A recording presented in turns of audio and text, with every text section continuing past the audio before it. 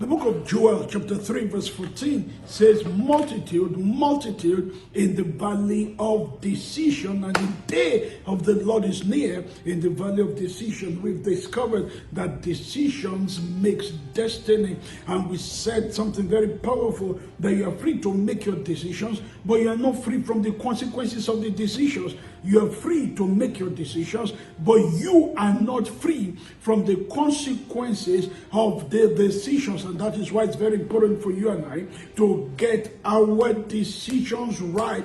We need to get our decisions right. The first episode we talked about the dozen decision nuggets. Some of them, you say you don't have a problem, you have a decision to make. What you have is not a problem. What you have is a decision to make. I have a problem, I don't know who to marry. No, you have a decision to make about who to marry. I have a problem, I don't know if I should go to school. No, all you have is a decision to make. Then we say you make decisions, and the decisions turn around and they come to make you. Then we say we make decisions. Some of them have multiple implications, like who to marry. I chose for myself who to marry, but also for my parents, a daughter, for my brothers, a sibling, for my children, a potential mother. Then we said destiny decisions should be your personal decision. Then we say every glorious destiny is a function of great decisions.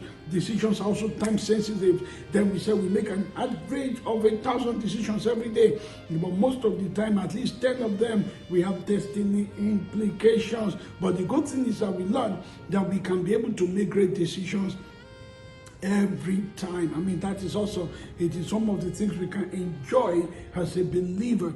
Then we talked about procrastination being the greatest enemy of decisions. And good news, I have a free message for you on my YouTube page, Alberto Duale, how to overcome procrastination. Go there immediately after now and listen to about 45 minutes of teaching on how to overcome procrastination. Procrastination is the thief of destiny. Then we talked later on about 10 major decisions every man we have to make. The 3 major ones: who is going to be your Lord, that is the issue of who is going to be your master. Then who is going to be your lover, the issue of your marriage. And who is going to be your leader, the issue of your mentor. Then we talked about some other medium ones like your career, your company, the church, the control. You might need to go back to my YouTube page to see this message about how to those 12 decisions, a dozen destiny decisions.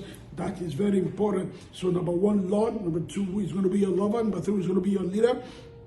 Number 4, your career. Number 5, your company. Number 6, the church you worship in. Number 7, control. Then we talk about the 3 minor ones. Number 8, your brand. Number 9, your barriers. And number 10, the burdens you have to carry. Very, very important. Then last week, we talked about why people make stupid decisions. Why people make wrong decisions. I don't know if you have ever worried about that, but I've worried about that as a pastor, why people make wrong decisions. And we discovered there are several reasons for that, but you might need to go to my YouTube page to listen to that again. I won't be able to go there today. Today, I want to speak on what I titled, Before You Make That Destiny Decision. Before you make that destiny decision. Before somebody let me type it, before you make that destiny decision. Type it in the comment. Let people know what I'm talking about. Before you make that destiny decision. Before you make that destiny decision, there are points you need to consider. Number 1, do I have all the facts? Number 1, before you make a destiny decision, do I have all the facts? Before I marry this girl, do I know her background? Do I know her aspiration? Do I know her disposition? Do I have all the facts? Oh, everybody is relocating. I want to leave Nigeria. I want to go to South Africa. Do I have all the facts?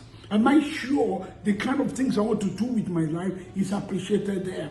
Am I sure that when you get there, how do I even become legal? I don't want to be an illegal citizen. Do I have all the facts? In Proverbs 18:13, I love this. The Living Bible translation of Proverbs 18:13. He said, what a shame. Yes, how stupid to decide before knowing all the facts. What a shame.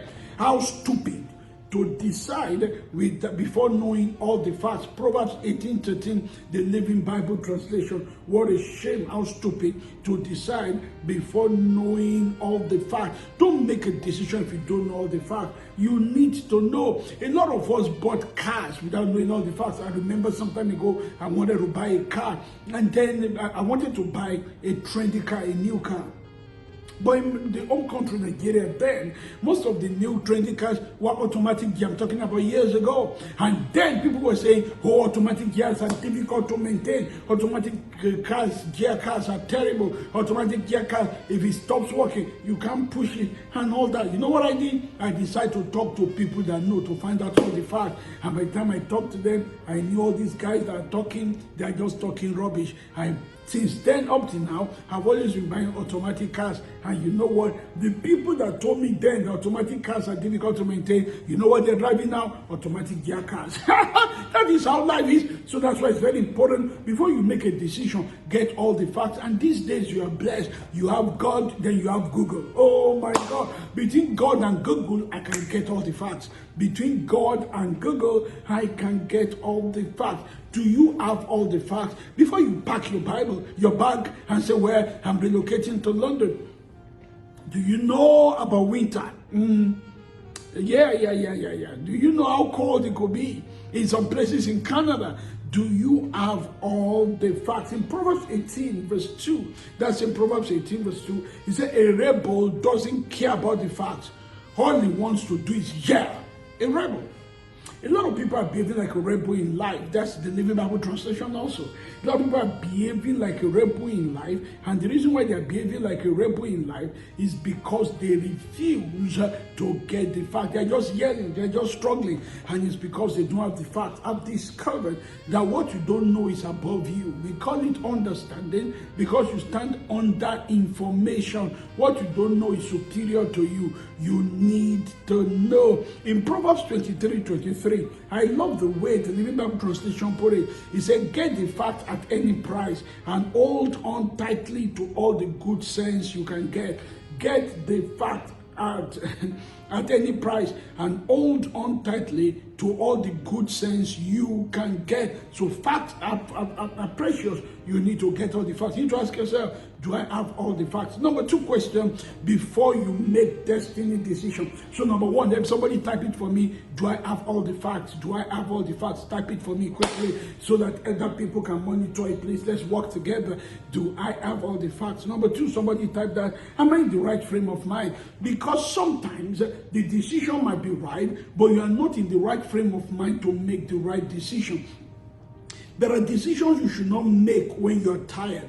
There are decisions you should not make when you are angry. There are decisions you should not make when you feel too romantic. Yeah, I'm telling you, you need to be sure you are in the right frame of mind. In Judges 16:16, have you ever wondered what happened to Samson? He was a powerful guy. Samson is not like you and I. You and I, it was a doctor that told her mom she was pregnant with us. For Samson, it was an angel. It was an angel that appeared and told Samson and said to Samson's mom and said, you're pregnant with a great man. Samson was so great one day, he moved the gate of a city. Not the small gates we have right now, a big, massive gate. And Samson moved it with his might. He was a great guy. He tore the mouth of a lion. So Delilah said to him, what is the secret of your power? The first time he lied to her. The second time, but I was surprised finally, he told her the truth. He knew that if this girl knew and tell the enemies, and because he should have known that what the girl is going to do, because the first time he was tested, the second time he was tested, why did he yield? Judges 16:16 said she kept at it. Message translation, she kept at it day after day, nagging and tormenting him. Finally, he was fed up. He couldn't take another minute of it. That's what happened. He was no longer in the right frame of mind. There are decisions you need to make in the right frame of mind. In my position as the presiding pastor, Triumphant Nation Worldwide, CEO of Triumphant Publishing House, CEO, Triumphant Media Corporation, founder, Triumphant Faith School International, and all that. Sometimes people want me to make a decision and they want me to make it quickly. but I've learned to say, give me time. I need to be in the right frame of mind to be able to frame a good decision. I love something I learned from Mike Murdock. Mike Murdock said that when fatigue walks in, faith walks out. When fatigue, somebody type that's emergent. That's emergent. Don't miss that. Type it right now. When fatigue walks in, faith walks out. When fatigue walks in, faith walks out. Am I in the right frame of mind? Am I tired? Am I angry? Many great men had regretted decisions they made when they were angry. Many great men had regretted decisions they made when they were angry. So you need to ask yourself, number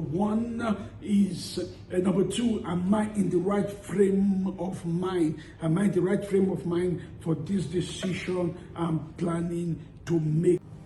So, number one, again, you need to ask yourself, do I have all the facts? Number two, am I in the right frame of mind? Number three, is the timing right? One of the things I've discovered about life is that the decision might be right, but when the timing is wrong, we look as if it's wrong. For example, if I decide to get married as a 16-year-old boy, I've not gone to school, I don't have a degree, I don't have a good job, I don't have a place for my wife to stay, and I got the decision right, I married the right person, it will still be stressful, not because I miss the decision of who to marry, but I miss the time. Ecclesiastes chapter 3 verse 11, he said he had made everything beautiful in his time. So God makes everything beautiful in his time. So you need to ask yourself, not only must you have all the facts, not only must you be in the right frame of mind, you need to be sure that the timing is right. For example, somebody told me, well, I need to travel to London, I'm going there to do some things, blah, blah, blah, blah, blah, blah. I said, okay. So he went. When he came back, I asked him, I said, how was it? He said, I couldn't get it done. I said, why? He said, most companies I went to, they were on summer holiday. What he didn't know is that the whites prioritize summer for vacation. So when it's summer, you see them by the beach, you see them outside the country, they travel that time. But because my brother from Nigeria, Africa, is afraid of winter, he decided to go in the heart of summer. You need to get your timing right. Is it time? You see, when Gehazi messed up by going to collect from the warrior what he shouldn't have collected, this is what the prophet said. He didn't say it's wrong to correct. He said, no. He said, I didn't say you should not collect from Naaman. He said, but is it time to collect? When a man misses time, he will miss his destiny. Jesus said something very powerful. He said, my time is not yet come. But for you people that don't value destiny, your time is always here. That is to say, you do whatever you want to do, whenever you want to do it, without thinking, without planning, without giving it much consideration. But I'm not like that. I've got to make sure I get the timing right. So the question is it time? Is it time for me?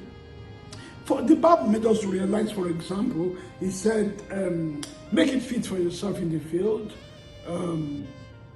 Build your house before you set up your home.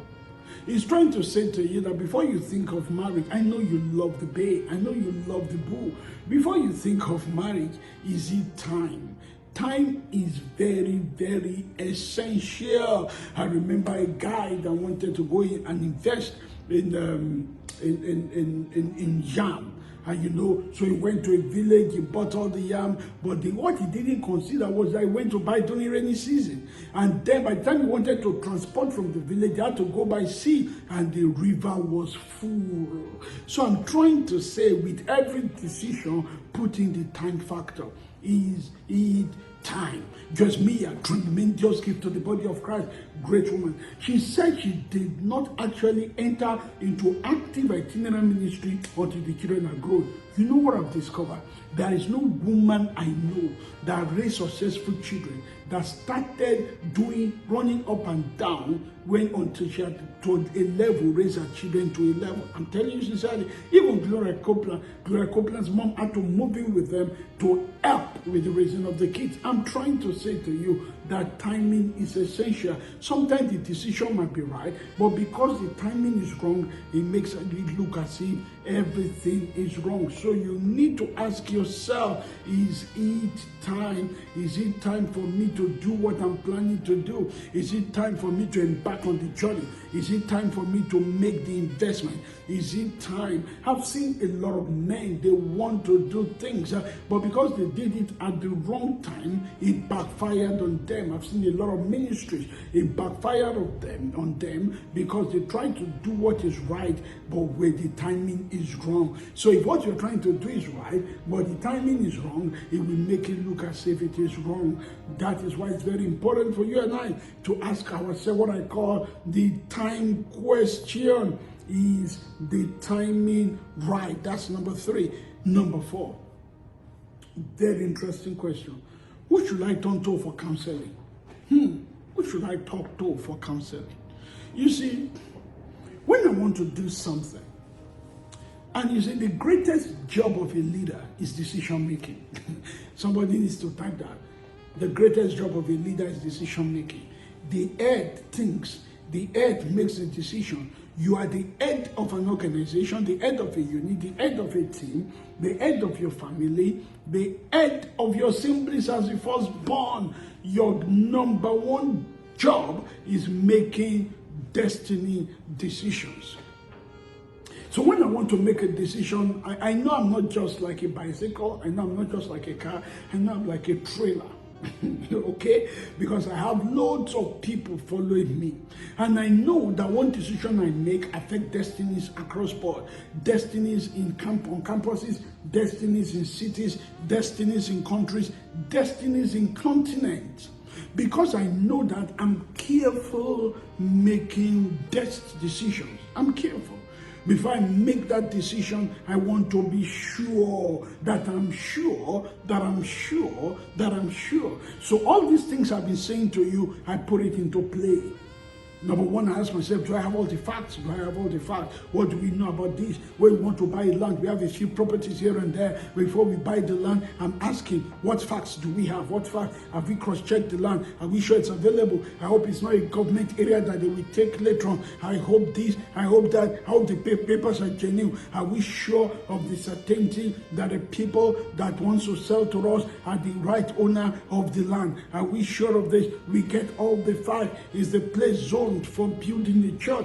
We did allow a church there. I'm getting all the facts because I've seen churches invest money into buying properties that took them to court, and they spent years in court and invariably lost out. So it's very, very important for us to get all the facts. Then after we've gotten all the facts, people are still telling me, or they're calling me in some of our churches, so Reverend, what's your decision? And I'm telling them, sorry, I'm very busy this week. Give me till next week. Why? Number 2 is coming to play. Am I in the right frame of mind? I want to be sure I'm not making the decision because I'm tired. I want to be sure I'm not making because I'm pressured. I want to be sure my frame of mind is okay. Number 3, I want to be sure the timing is right, because the Bible told in Ecclesiastes 3, there is a time to buy, there is a time to sell, there is a time to build, there is a time to refrain from building, there is a time to embrace, there is a time to refrain from embracing. I want to be sure we're getting the timing right. Is it time to build? Is it time to do this? And you see, pressures come because sometimes the technical unit will say we need to buy new equipment. The choir say we want a new robe, and we want to sew choir robes, and want to buy we want to produce an album. At the same time, the building committee say, excuse me sir, we really need to reinforce the foundation of that building. In the midst of all that, there are scarce resources. You need to make a decision. I want to be sure, is the timing right? Right now, should we reduce money on equipment and put it into the building project? Or should we withdraw a little bit, having built the building to this level, to invest in these other things? Is the timing right? Then number 4 now comes to play. Who should I turn to for counseling? There is nothing you want to do in this life somebody has not done. What building do you want to build that Oyedepo had not built? Bishop Oyedepo built not just an institution, it built a city. Pastor Deboye had built a city. There are people that are his building, there are people to consult. If it is academics, there are people to consult. I don't know how true it is, but they said if you offer an Hausa man in medicine, the first question we ask you is that this thing you are giving medicine for, have you experienced it before? If you say yes, he said when you experience it, is this what you use? If you say yes, if you say when you use it, did it cure you? That's what I'm talking about. Don't talk to somebody whose marriage is not working about marriage. That's the most stupid thing you can ever do. Somebody that is not driving a car, you are talking to them about buying a car. That's the wrong person. Somebody that does not have children, you are talking to them about having children. No. So who do I turn to for counseling? The Bible says in Proverbs 15:22, without counsel, purposes are defeated, but in the multitude of counselors, they are established. A few things I'm able to do in my life, I'll be able to get them established because of counsel. If I want to write a book that will go international, I talk to people that have done it. So number 4 question I always ask, who can I turn to for counsel? This land we want to buy in Port Harcourt. Who do I know in Port Harcourt that I can ask about that area? If it's good for church, if the land does not have a problem and all that.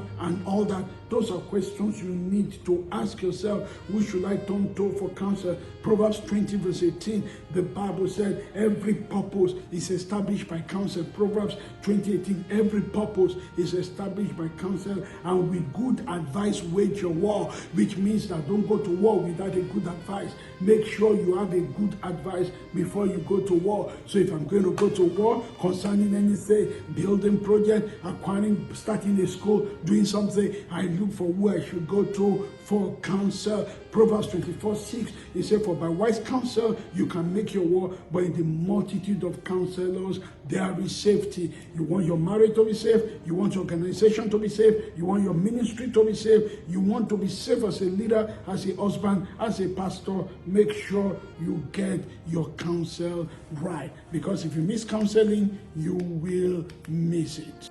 Number 5 question you need to ask yourself is this godly? Is it godly? Because many a times in trying to make a decision, we forget the God factor. We forget there is a God factor. One of the scriptures that I found very, very refreshing is Proverbs 21:30. Proverbs 21:30 said, there is no wisdom, nor understanding, nor counsel against the Lord. No, you can't use brain against the Lord. You cannot use any counsel, anything against the Lord. So the question, I've seen somebody that came to me before and said, Reverend, I want you to pray for me. I said, what? He said, I need money. I said, oh, that's okay. We can pray about that. He said, yes, but I want to play lottery. Are you sure God wants you to play lottery? Oh, I want to sell beer. Are you sure?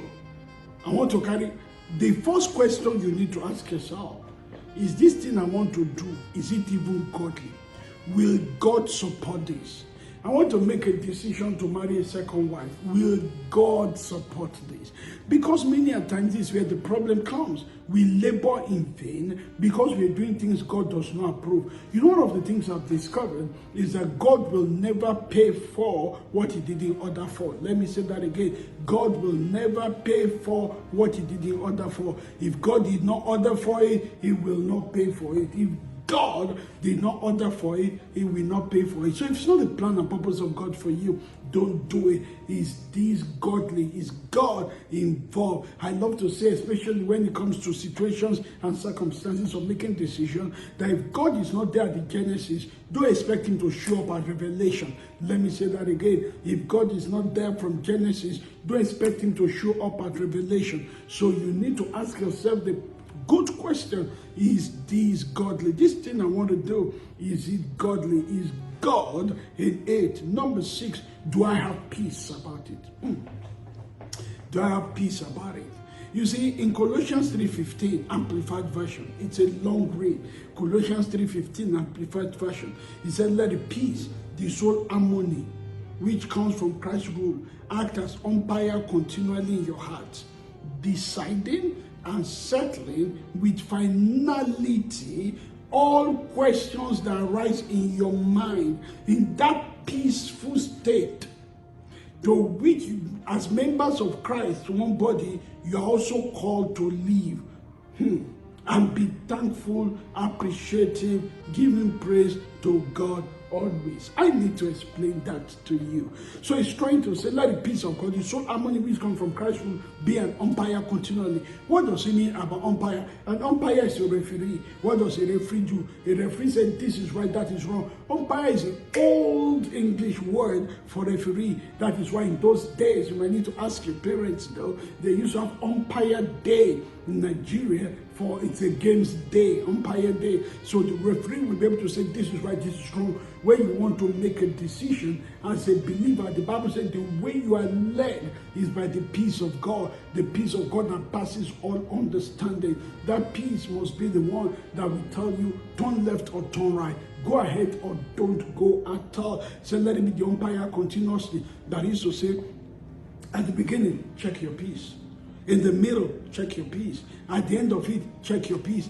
Let it be the umpire continuously, not once in a while, not at the beginning alone, not at the end alone, but continuously. Let the peace of God that passes all understanding be the umpire. Then I love what he said. He said, deciding and settling with finality every question that arises in your mind, which means there is no decision you make, there will still be questions in your mind. Am I sure this will succeed? Am I sure people will cooperate? Am I sure I'm going to get it done? Am I sure I have enough resources? The questions will arise. He said, but let that peace of God settle with finality and decide with finality. Though peace questions will arise in your mind, no matter the questions, put your mind at rest and be led by your peace. And number 7, this is very, very important. Finally, this is a key one. Am I ready to take action?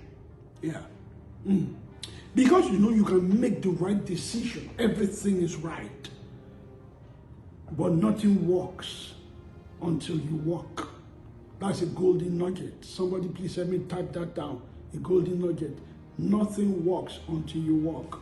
Somebody came to a man of God and said, I don't know why things are not working. The man of God said, because you are not working.